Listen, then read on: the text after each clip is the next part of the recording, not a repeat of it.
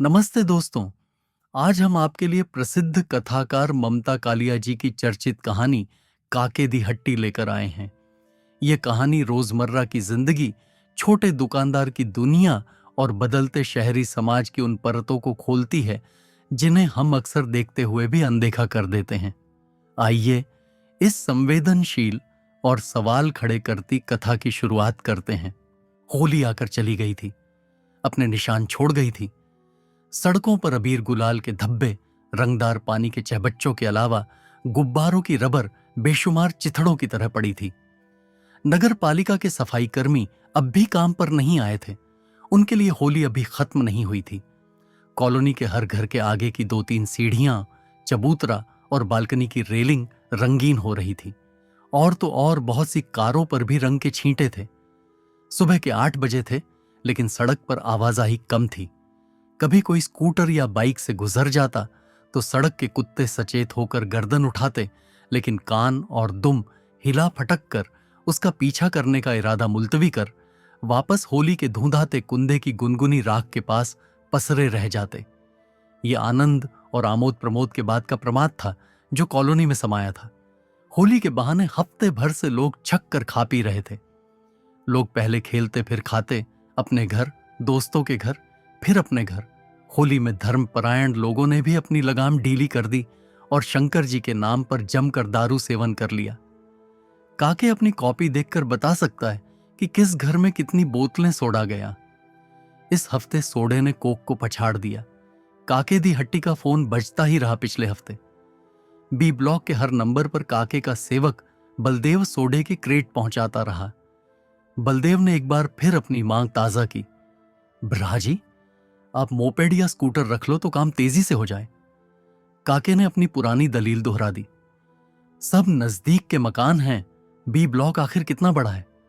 तू देख रहा है जगह किधर है स्कूटर खड़े करने की? काके संयुक्त अक्षर नहीं बोल पाता। उसे कोई फर्क नहीं पड़ता। चॉकलेट लेने वाली छोटी लड़की ने ही यह बात उससे कही थी।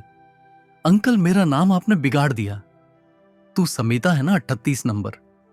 नंबर तो ठीक है, नाम गलत है। मैं हूं स्मिता। की फर्क पैदा है, काके ने चॉकलेट और जवाब दिया। दरअसल काके बहल को नामों की जरूरत ही नहीं पड़ती। कॉलोनी के परिवारों को वह नंबरों से जानता है। नाम सिर्फ उनके कॉपी में लिखे जाते हैं जो सामान उधार मंगवाते हैं और महीने की पहली दूसरी तारीख तक आकर पेमेंट कर जाते हैं। वैसे ज्यादा लोग फोन से सामान मंगाते हैं। काके दी हट्टी का फोन बजता ही रहता है, घुंघरू की तरह। बड़ी तुरत फुरत सेवा है हट्टी की। इधर फोन उधर बंदा हाजिर। बलदेव के ही हाथ पैसे भिजवा देते हैं लोग। पता नहीं लोग आजकल व्यस्त हो गए हैं अथवा आलसी, या दोनों। सारे दिन दौड़ भाग करते हैं, लेकिन नुक्कड़ की दुकान तक आना गवारा नहीं करते। एक टूथब्रश भी चाहिए तो फोन खनखना देते हैं। बलदेव का ही बूता है जो पवन पुत्र की तरह दौड़ जाता है, कभी 131 को दूध, डबल रोटी और अंडे देने, कभी 320 में डिटर्जेंट पाउडर देने। बेईमान बिल्कुल नहीं है बलदेव। सीधे सीधे पूरा पेमेंट लाकर काउंटर पर रख देता है। हां, दिन में 2-3 बार गुटके का पाउच जरूर मांगता है, जिसकी बंधनवार स्टोर पर लटकी रहती है। इतने पर भी महंगा नहीं पड़ता बलदेव। दिल्ली में आजकल टहलुए मिलते कहां हैं? जो आता है साल भर में अपनी हट्टी डालकर अलग हो जाता है। बलदेव इलाहाबाद का है, इसलिए टिका हुआ है। दुकान के बाहर कैंप कॉट डालकर सो जाता है। अच्छी भली चौकीदारी हो जाती है। किसी के काम में मीन मेख निकालने की काके की आदत नहीं। कभी कभी लोग खुली ब्रेड या पका हुआ दूध वापस कर जाते हैं। काके भैया नोट कर लो, खराब निकल गया। 2 लेन छोड़कर मुख्य सड़क पर काके का घर है। घर में माँ बाप हैं जिन्हें काके मम्मी जी डैडी जी कहता है। पिछले साल काके का ब्याह हो गया जी ब्लॉक की पिंकी मल्होत्रा से। जी ब्लॉक की पिंकी बी ब्लॉक के रहन सहन से समझौता नहीं कर पाई। वह ज्यादातर जी ब्लॉक में ही रहती है। नाते रिश्तेदारों को खटका है कि अगर पिंकी भी ब्लॉक से ऐसे ही दूर रही तो भूगोल के साथ उसकी इतिहास से भी खटपट हो जाएगी। पिंकी कालका जी के कॉल सेंटर पर काम करती है। 18,000 तनख्वाह पाती है और ड्यूटी के वक्त सलवार कमीज की जगह पैंट शर्ट पहनती है। काके के माँ बाप को इसकी शिकायत है। शिकायतें उन्हें और भी हैं।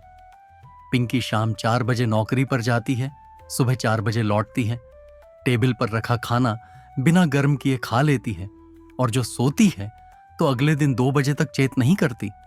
उसे नहीं पता कब घर के बंदे उठे, काम से लगे, कौन आया गया, कितनी बार फोन बजा, कितनी बार कॉल बेल बजी। इतवार शनिवार की छुट्टी हुई तो भी पिंकी को फुर्सत नहीं। सेंट्रल मार्केट में घूमना, खरीदारी करना, चाट खाना और लौटते टाइम दोनों हाथों में मेहंदी लगवाकर चले आना। अब करवा लो, उससे क्या करवाओगे। कभी अपने शौहर को एक गिलास पानी नहीं पकड़ाया, तिस पर उसे कहना, चंदर मेरे बालों में क्लिप लगा दो, चंदर जरा कोक पिला दो। काके हंसता हंसता उसका हुक्म बजाता। मम्मी जी के ऐसा सिर दर्द शुरू होता कि आंख, कान, मुंह दुपट्टे से लपेटकर बिस्तर पर पड़ जाती। 3-4 महीनों में मम्मी जी की शिकायतों की फाइल इतनी मोटी हो गई कि न पिंकी से उठाई गई न काके से।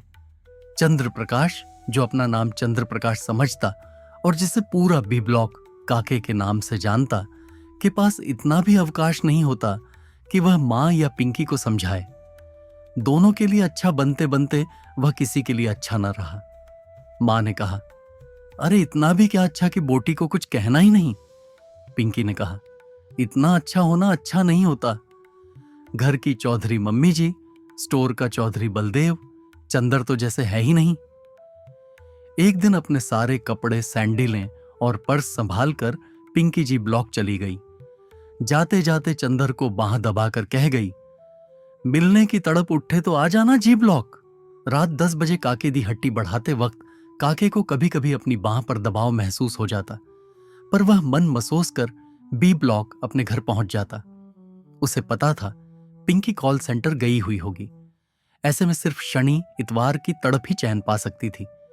लेकिन वह अपने स्टोर का क्या करे जो शनिवार, इतवार, सर्दी गर्मी चौमासा हमेशा यानी साल में 365 दिन खुला रहता। खुलने के घंटे भी 12 से ज्यादा, कुल 14। सुबह 8 से 10 बजे तक जरूर डैडी जी स्टोर संभालते। काके नहा धोकर 10 बजे जो स्टोर में घुसता तो रात 10 बजे ही फारिग होता। पास में घर था, फिर भी घर तक जाना मुश्किल था। वह बलदेव को भेजकर अपना खाना स्टोर पर ही मंगा लेता। ग्राहक उसके इतने अच्छे कि अगर वह खाना खा रहा हो तो अपने आप आलू चिप्स की बदनवार में से पैकेट निकाल 10 रुपए का नोट काउंटर पर रख देते। यूं तो बी ब्लॉक में हर जगह मकान बने हुए थे। काके दी हट्टी के पास एक बड़ा सा प्लॉट खाली पड़ा था। पहले लोग अपने घरों का कचरा यहां डलवा देते।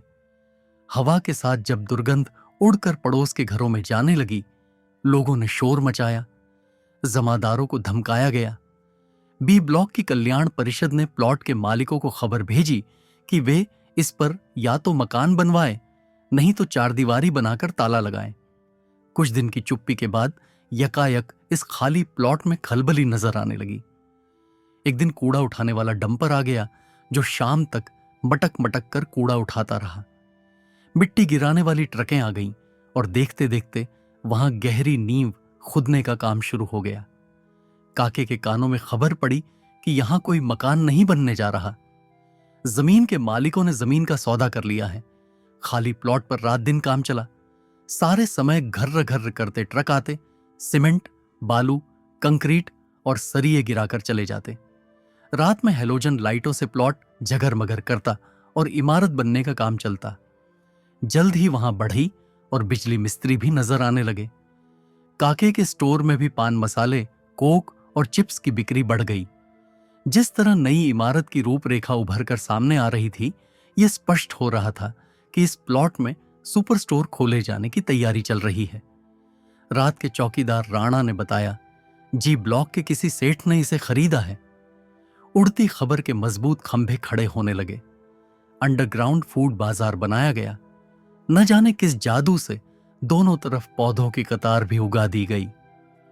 काके हक्का बक्का सा प्लॉट पर हो रही उखाड़ पछाड़ और निर्माण देखता और बार बार अपने स्टोर की चीजों को झाड़न से साफ करता। कोई पूछता तो कहता, सुपर स्टोर की धूल ने मेरी हट्टी का तो भट्ठा बैठा देना है।